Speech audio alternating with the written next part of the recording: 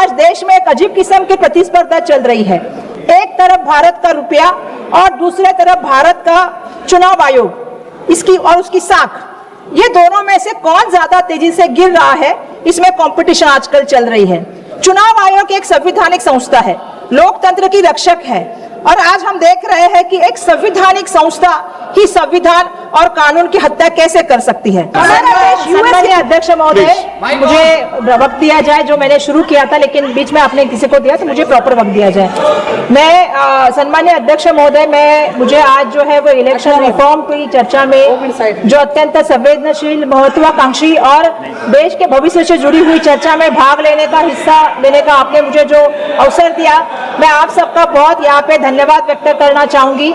मैं कल से भाषण सुन रही हूँ अध्यक्ष महोदय, मैंने देखा यहाँ पे बहुत सारे वक्ताओं ने भाषण किया। आप सरकार के पक्ष के लोगों ने चाहे कितनी बार कहा कि जो है हमारे नेता राहुल गांधी जी के बारे में बेबुनियाद बहुत सारे जो आरोप यहाँ पे लगाए, और सरकार ने चाहे ही कांग्रेस मुक्त भारत का नारा दिया हो, लेकिन जब भी कांग्रेस पार्टी ने, राहुल गांधी जी ने जो बात उठाई, जो मुद्दे उठाए, उसके सामने सरकार को अपने पड़े।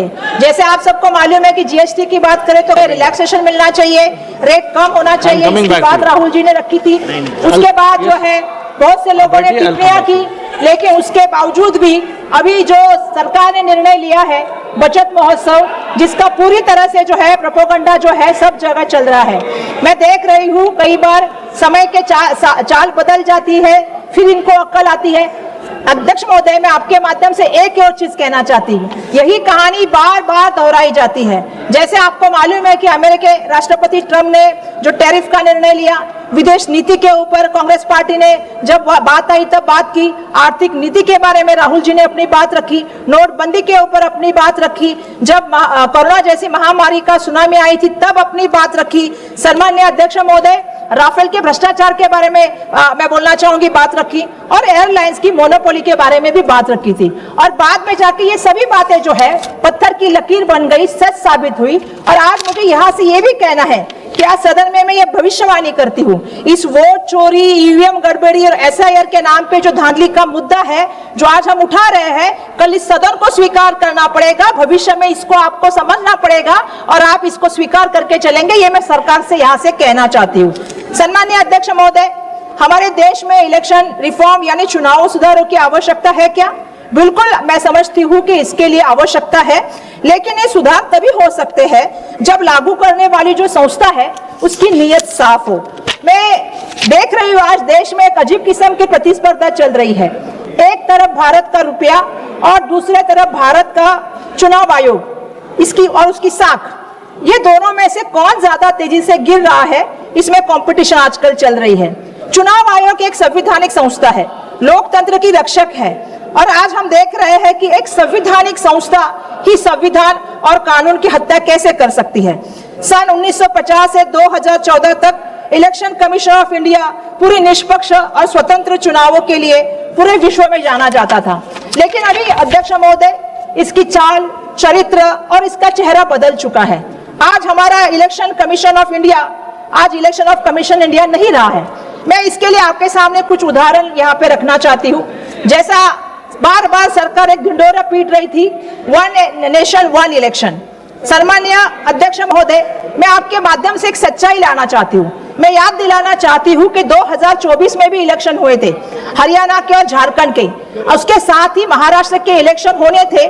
यहाँ पे संसद में जितने भी महाराष्ट्र के सांसद हैं वो सब जानते हैं कि हरियाणा, झारखंड के साथ अगर महाराष्ट्र के विधानसभा के इलेक्शन होते तो रिजल्ट कुछ अलग आते, लेकिन षड्यंत्र के तहत हमारे इलेक्शन 3 महीने के लिए पोस्टपोन किए गए।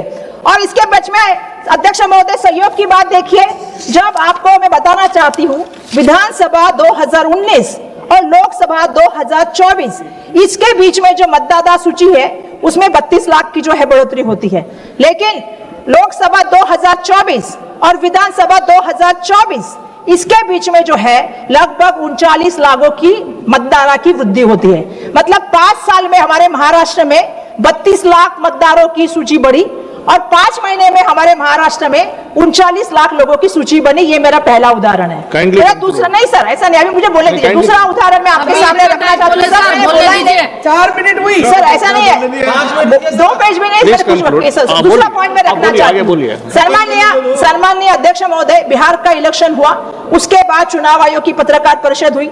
उन्होंने 12 राज्यों में कहा कि एसआईआर लागू होगा। उसके बाद हमारे राज्य के सरकार की चिट्ठी जाती है और उसके ऊपर क्या होता है सम्माननीय अध्यक्ष महोदय, चुनाव जो है वो, जो हमारा एसआईआर है वो रद्द किया जाता है। जैसे अमेरिका से फोन आता है हम सरेंडर करते हैं, वैसी तरह से चुनाव आयोग सरकार के ऊपर से निर्णय लेता है। बिहार में तो 2 महीने पहले आप करते हो, लेकिन महाराष्ट्र की सरकार की, तो मेरा यह कहना है कि चुनाव आयोग की जो निष्पक्षता है, चुनाव आयोग का जो काम है वो चुनाव आयोग कर रही है क्या? मुझे आज यहाँ पे पंडित एच.एन. कुंद्रू जी की संविधान सभा में कही चेतावनी याद आ रही है। उन्होंने कहा, if the electoral machinery is defective और it is not efficient or it is worked by the people whose integrity cannot be depended upon, democracy will be poison at the source. आज कुछ की वो सर, मुझे महाराष्ट्र की कुछ बातें कहनी है, मुझे बोलने का थोड़ा मौका दीजिए। Please conclude in 1 minute, please. I have given you extra time already. Please. Sir, आज परिस्थिति ऐसी हो गई है कि हमारी चुनाव आयोग की भूमिका जो है वो महाभारत के धृतराष्ट्र जैसी हो गई है। वो सत्ता के मोह में जो है अंधा हो चुका है। लोकतंत्र का जो है वो संविधान की हत्या दिखाई दे रही है। उसके लिए मैं महाराष्ट्र की कुछ उदाहरण यहाँ पे तौर पे रखना चाहती हूँ। मुझे कृपया आप विनती कीजिए, विनती है कि जरा बोलने दीजिए। हमने क्या देखा?